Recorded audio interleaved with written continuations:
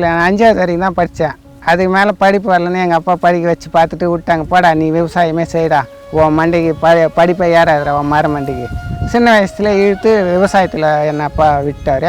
அப்பா ஒரு ஜதை ஏறு ஓட்டுவார், அவர் முன்ன ஏறு ஓட்டும் போவார், நான் பின்னாடி ஏறு உழுதும் போவேன். ஆளுக்கு ஒரு ஜதை 2 ஜதை மாடு வச்சுருந்தோம், ஓட்டின்னு இருந்தோம். அப்படியே நான் அப்பா கூட இருந்து எல்லாம் விவசாய ஃபுல்லாக நான் கற்றுக்கினேன்.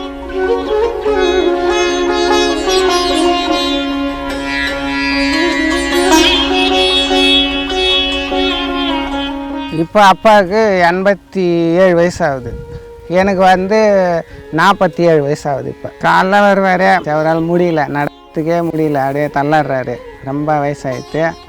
அவர் விவசாயம்லாம் செய்யறதில்ல. இப்போ கொல்லி சுற்றி பார்த்துன்னு ஒரு ரவுண்டு பார்த்துன்னு மாட்டை ஆட்டை கையெல்லாம் பார்த்துன்னு ஒரு 8-9 மணிக்கெலாம் வீட்டுக்கு போயிடுவார்.